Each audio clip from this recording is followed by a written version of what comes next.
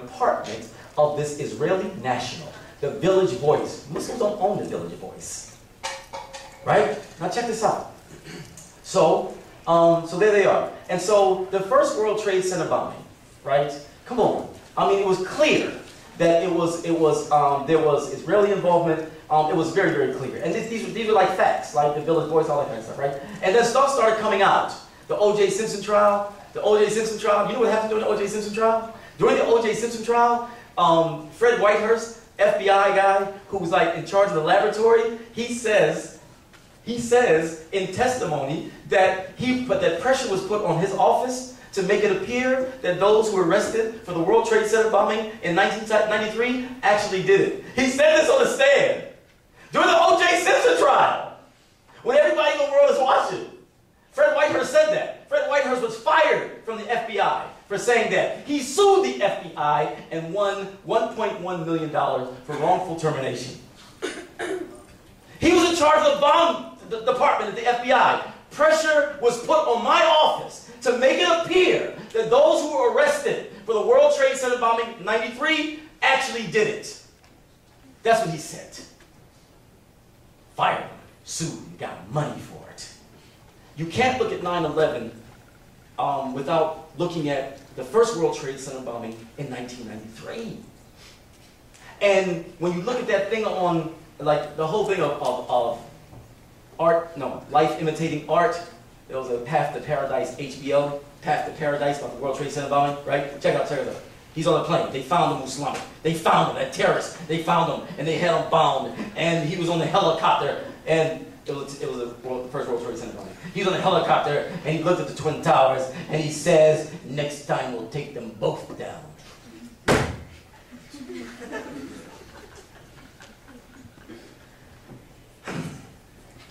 So 9/11 has to be looked at in the context of the first World Trade Center bombing.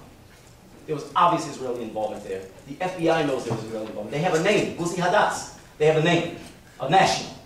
And they found bomb-making equipment, according to the Village Voice, they found bomb-making equipment in the department of that particular Israeli national. Why would the Village Voice come out with something like that?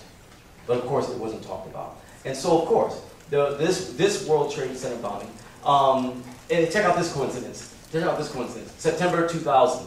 The Project for a New American Century, they're saying that we have to, I'm paraphrasing, we have to overhaul the U.S. military. We have to overhaul. It's outdated. We have to overhaul it, and we have to overhaul it quick. And this will take a long time to overhaul it unless there is some type of Pearl Harbor type cataclysmic event that takes place. That was September 2000. Yeah. September 2001, oh wow, there's that cataclysmic event.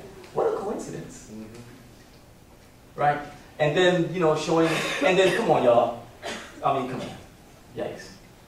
The Israelis who were celebrating, and the 5 Israelis, remember that story? And they were looking across, they were filming it, and they were celebrating, and an American saw them and called the cops, and the cops arrested them. They were Israeli art students. They're just Israeli art students, filming the thing and having fun with it. The reason why the neighbors got suspicious because they were celebrating. They were celebrating when the World Trade Center. So, but it wasn't just the Mossad. There was inside U.S. intelligence as well. But it definitely wasn't no Muslim in a cave in Afghanistan. Come on, jeez. And so I mean, just the type of, and see, once you go, like Cynthia was saying, you go to other newspapers around the world, and you listen to other intelligence people who are intelligent in France, Germany, Pakistan, and who know intelligence, they said, oh no, heck no, no. 19 Arabs. Box cutters. Box cutters. Yeah. Right? Box cutters. 4 Arabs on the plane, but the stewardess doesn't notice that there's 4 Arabs on the plane without tickets. She didn't notice. Ooh. Right. I mean, just and then of course after the World Trade Center came down, we found this wallet at the site of the World Trade Center bomb. That's a serious, that's a durable wallet. That's a durable wallet. You know what I'm saying? It's really durable. Because you found it at the site of the World Trade Center. Everything was pulverized except the wallet. Samsonite, you know what I'm saying? That kind of thing, right? And I mean, just really crazy stuff. started coming out. The guys who supposedly did it, some of them were still alive.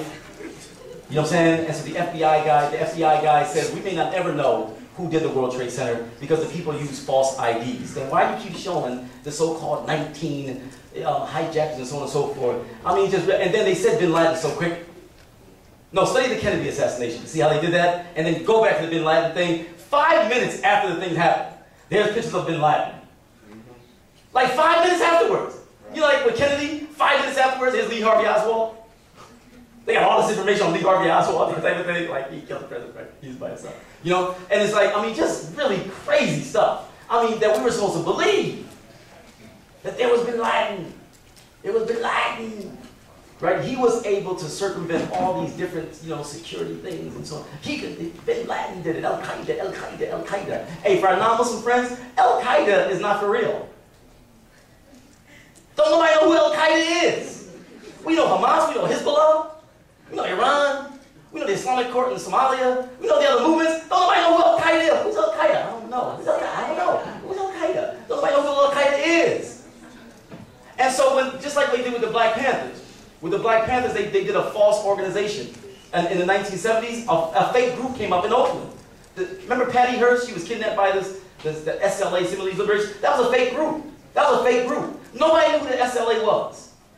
And they assassinated a progressive black school superintendent, very progressive, who came out here from Philly. They assassinated him. And his brother was really down. And so nobody knew who this group was. Who's the SLA? Who's the SLA? So they plant false groups, control fires. Don't nobody know Al-Qaeda. Because people won't be able to relate to Al-Qaeda, but they can relate to a Hamas. They can relate to, I'm talking about non-Muslims, can relate to Hamas and can relate to a Hezbollah. Why? Because they're fighting against occupation. It's David and Goliath. And people can relate to that. And so what do? You produce other types of Muslim strugglers or fighters, right? Planting bombs in subways in western cities. Can't nobody relate to that? Airplanes into buildings. Can't nobody relate to that? But you fighting for your country?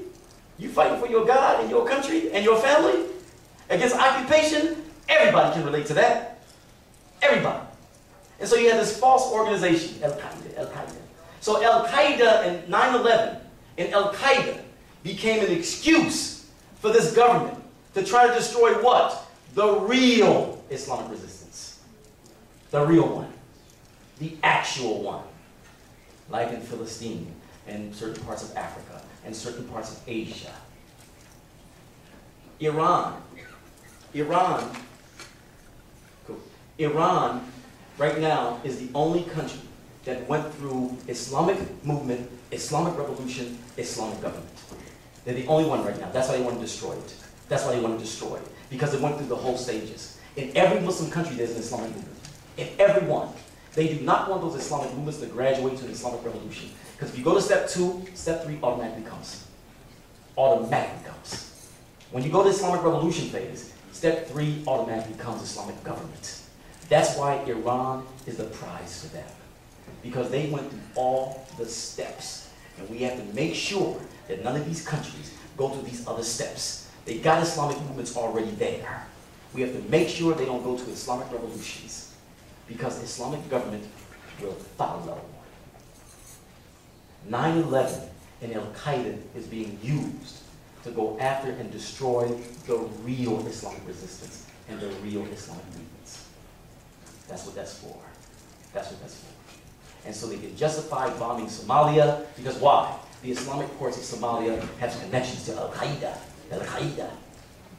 So now they can bomb Somalia now. That becomes a justification. Now, there's a real Islamic resistance out there. A real one. And what's the goal? Self-determination, self-rule. Majority rules, right? Democracy, right? Self-rule, self-determination. Boom, that's it. There's nothing deep about it. Self-determination. We're Muslims. We want to live as Muslims. Boom. That's it. That's all. That's it. And America doesn't want that. Because once that happens, the puppets go. The puppets go. And you got to pay real money for this oil. And the bulk of this wealth is staying in our country. We've taken all of our wealth and put it in your country. stays in our country. We build our own institutions.